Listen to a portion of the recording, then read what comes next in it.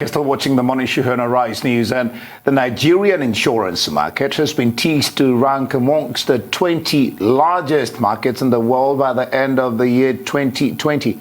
However, to move the insurance market from its present level to an optimal pedestal within the financial services sector, new innovations are imperative. And joining us to discuss inclusion and diversity in the Nigerian insurance industry is next generation mentor and co-founder, African Family Firms, Nike ANANI.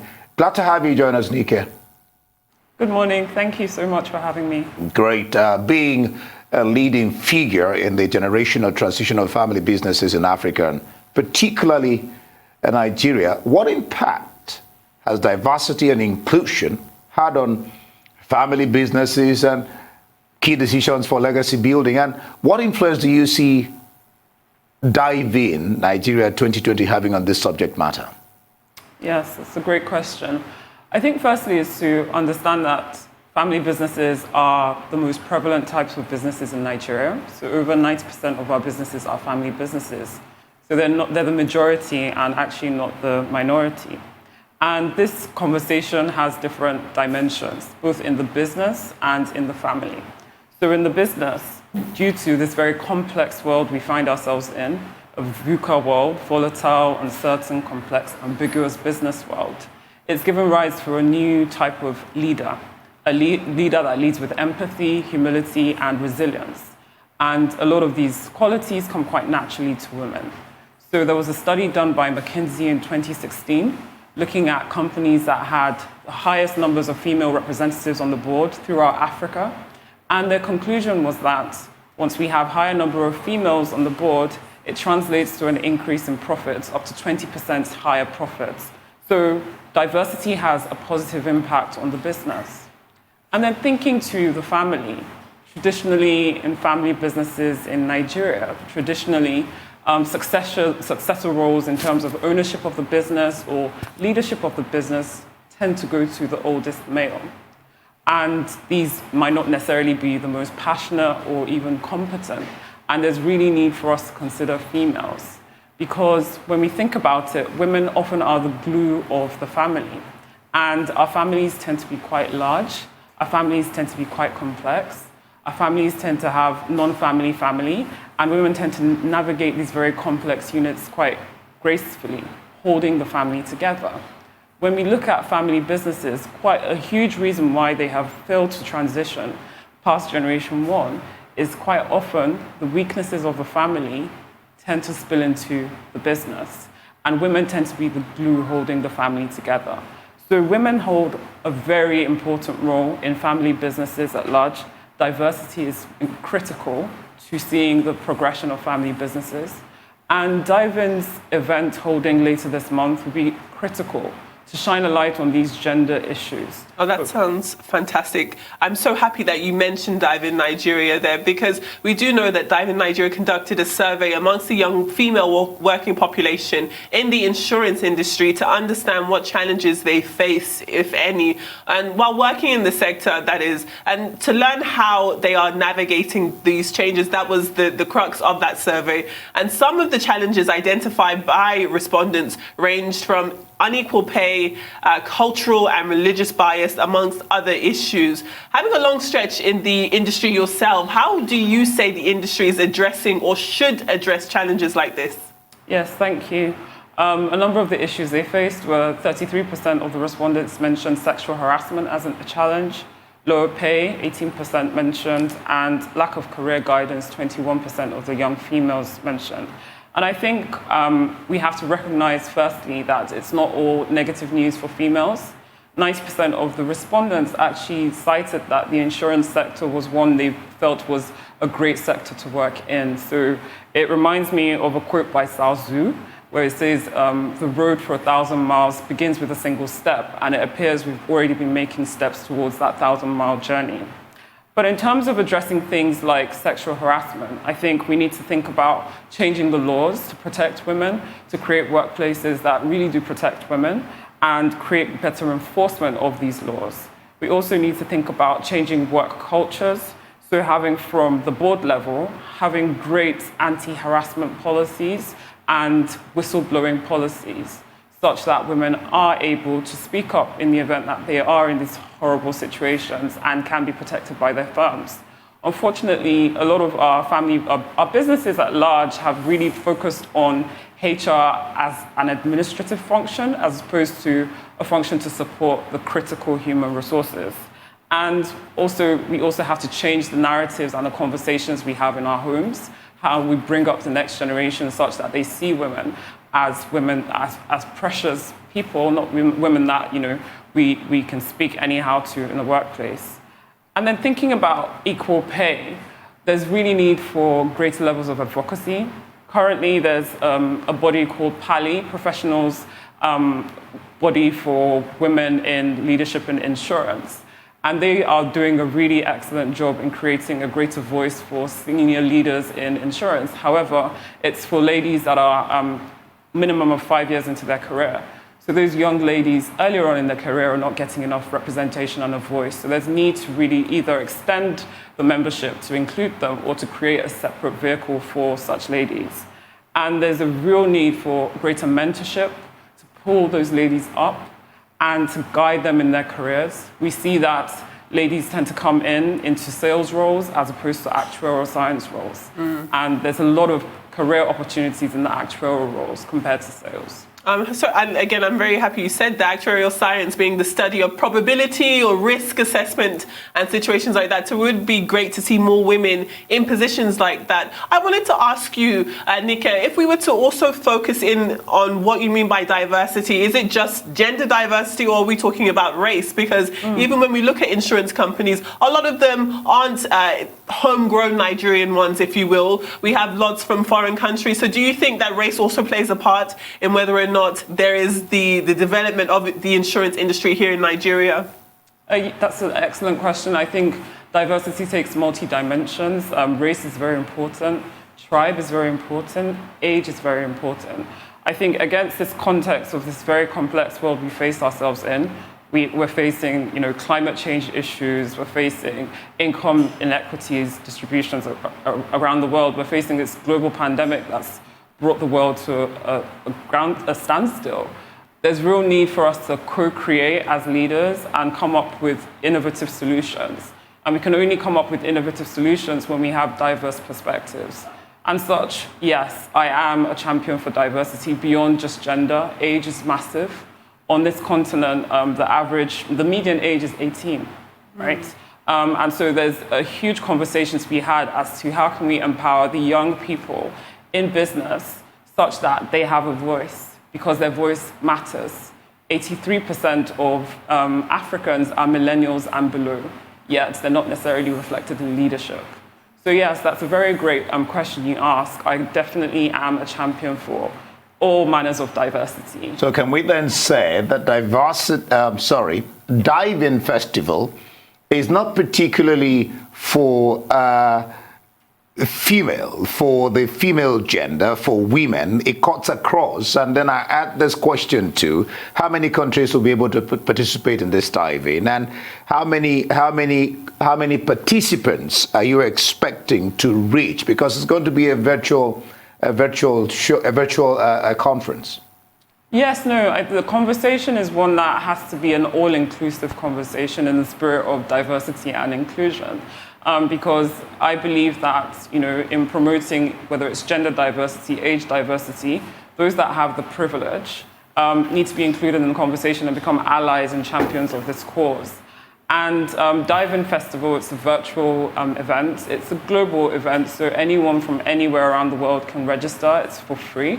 And it's really great to get involved in this conversation on how can we really improve our diversity, not only improve the diversity, include and then empower those that have been marginalized. Definitely. Still on Dive-In Nigeria, I wonder if you could give us a bit more background on there and share with us your expectations post Dive-In Nigeria 2020, its impact on the industry, on employment opportunities for the working populations. What do you foresee happening? Yes, I think what I foresee happening is really just greater levels of awareness, about the challenges we face in the insurance sector in Nigeria. And I also foresee that there'll be a lot of conversation on what kind of policies can we include in the board levels in insurance companies to improve the diversity, to be able to identify and develop upcoming females, for instance, or young people or people of different tribes. And my expectation also is to form a community such that these young marginalized people can create a voice for themselves and make a greater impact in this space. Just thinking about it, diversity and inclusion is not just something that's, it's a tagline, it's not just a fad. It has huge economic implications. There was a study by IMF where they ranked Nigeria as in the bottom 50% globally in terms of gender parity. And in that same study, they concluded that if Nigeria were to embrace gender parity, her GDP would grow by 1.25% more per year. That is a fantastic statistic. I'm so sorry to interrupt you there, Nika, because when we talk about diversity and undoing decades of work that have kept women or people from diverse communities behind, in order to reap the benefits of that diversity, there's going to be a lot of uncomfortable conversations and actions that need to be taken. And though when we look at a country like Nigeria, which is still very much joined hand in hand with patriarchy, I wonder what you think needs to be done, because the figures speak for themselves. When we look at FTSE 100 companies, for example, we know that where you have more women present in the boards, they will consistently outperform their rivals or their peers who don't have that type of diversity in their boards. So when we are confronted with numbers like that, you would think it's common sense to be more diverse, but still women, people of ethnic minorities continue to be left behind, and it's more than just gender or race, as you rightfully said. It's also age. It could also be disability. So when we want to talk about doing the work that really needs to be done in terms of getting us to a genuinely diverse industry in insurance, but indeed the world at large, do you think that it is possible? Because it would mean sacrifices. It would mean men having to give up their positions for women. It would mean younger people taking roles traditionally dominated by older people. It does signify a lot of discomfort for the status quo, don't you think? I completely agree with you, but I think it's very analogous and similar to the conversation in the US with Black Lives Matter, right? It's not comfortable. It's uncomfortable for those with privilege to acknowledge that they do have privilege, and to acknowledge that they have a role to play in essentially pulling up those that have been marginalized. I do think it's possible. I'm an eternal optimist. I think it would require a lot of reflection as a people as to the deep societal conditioning which we face in our boardrooms, in our workplaces, in our homes. And then it will also require deep collaboration and true commitment to seeing a change. So we really need to think about mentorship for those that have been marginalized. We really need to think about training. We'll need to think about building community. And we'll need to think about having policies from the boardroom and from regulators to ensure that we see this well-diversified workplace that we want. All right, we're going to keep you on pause. So we'll come back and we'll look at you being one of the speakers in this forthcoming dive-in. Just have that in your mind. We'll be back in a bit. Stay with us.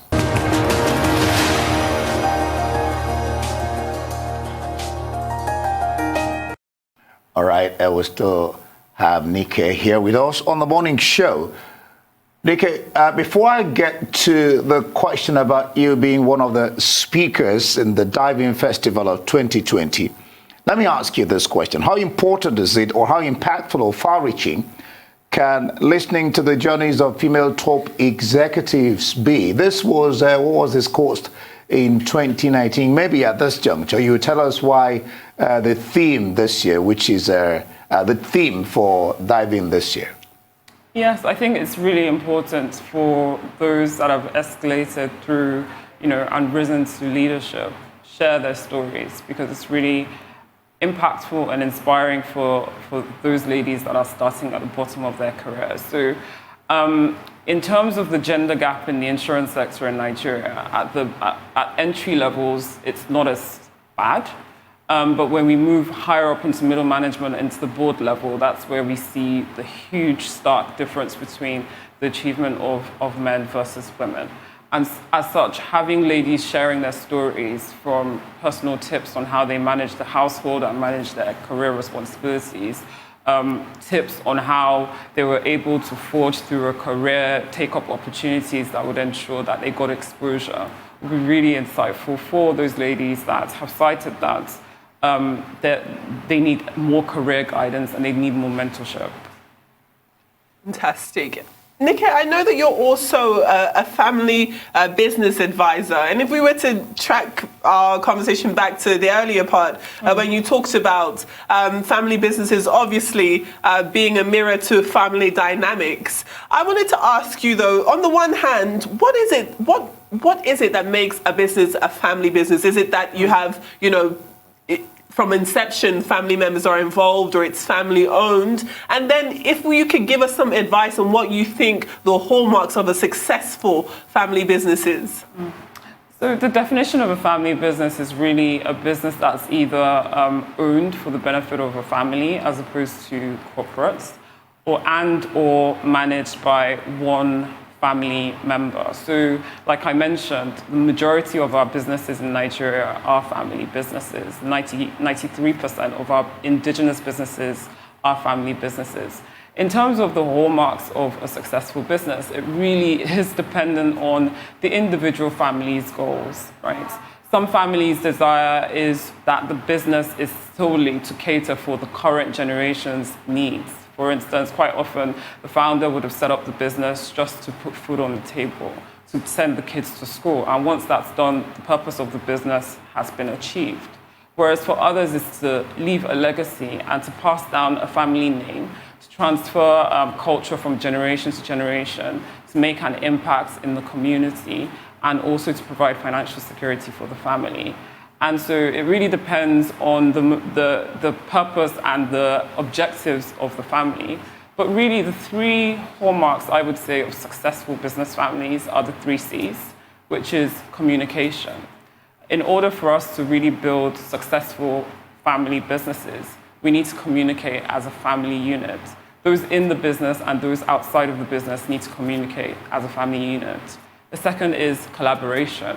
We need to come together building a collaborative culture, not one that's an authoritative culture, a culture that's collaborative between the founders, the next generation, and also the non-family staff. Creating that culture of collaboration is really a critical success factor in ensuring that we build businesses where there's buy-in. And the last C is clarity. So like I mentioned, what is it that the family wants? Is it just a business for this generation just to eat bread? Or is it to make an impact in society, to provide employment, to leave a legacy, and to be the helm of communities? And having that clarity of vision, clarity of values, who are we as a family, and clarity of where are we going is really, really critical in ensuring that we build successful business families. All right, you're one of the speakers in the forthcoming diving festival in Nigeria, being organized, of course, by Lloyd's Insurance UK, to discuss illuminating ways to help the insurance industry tackle some of the world's greatest problems. Can you share with us the relevance of diversity and inclusion in the insurance industry, and what are we expecting from your speech? The relevance of diversity and inclusion is so pertinent in this conversation. As you mentioned, the world is facing a lot of challenges. And then just zoning into Nigeria as an insurance sector, I think there's been an erosion of trust over the years. Consumers don't really trust the insurance sector due to the history of non-payment of claims. And I really do believe that improving diversity and inclusion and having this conversation will lead to a restoration of that trust, because the 21st century consumer is not a transactional, technical consumer. He or she is a purposeful consumer that really wants to understand the purpose behind the brands that they, part cash with to support. So knowing that an insurance company is passionate or sees diversity and inclusion as important will really resonate with the 21st century consumer. And also, women tend to be at the helm of household purchasing decisions. So getting involved in this conversation is really, really critical in restoring that trust in the sector. So I really encourage people to look out and to register for the Dive-In Festival, where we would have more conversations about this. So I'm very passionate about the role women play in businesses. I'm also very passionate about the role young people have to play in businesses. So I'll be speaking more about that at the Dive-In Festival. How well and how far, you and I know the challenges, if you like, of the insurance industry, not quite, at least from my experience, quite some, want to get into insurance business. I mean, buy into insurance, maybe insure their houses, maybe insure their cars and stuff. So how well and how far there comes the question of trust. So how well and how far has the insurance business been? What challenges has it faced? What new boundaries has it, accessed? And so how are you trying to change the narrative around this question of mistrust? I think just looking at it holistically, the penetration of insurance in Nigeria is quite low relative to peers in, say, for instance, South Africa. And it's due to consumer attitudes towards insurance. We typically are quite short-termist, and it really involves a changing of mindset to educate consumers that to protect themselves, they need to make a sacrifice today for a gain tomorrow. In terms of improving the industry and improving the issues in the industry, that's a very long-term conversation. And I think it really does, improving the diversity, having different perspectives will contribute towards having clarity on the challenges and the solutions, therefore. And I think Dive-In will be a really critical platform to shine a light on these issues, having various stakeholders in the industry, investors, female leaders, as well as corporate leaders as well in the industry. So we can have various perspectives and brainstorm on how we can improve the state of the industry. Fantastic. I wanted to ask you, Nika, before we wrap up here, what role you think governance should play in insurance in terms of making people look at it differently? Because on the one hand, in certain countries, definitely here in Nigeria, your cars have to be insured, whereas instances where medical insurance or home insurance would be left up to the person. Do you think that more insurance legislation needs to be brought into law to change the way Nigerians look at insurance in the first place?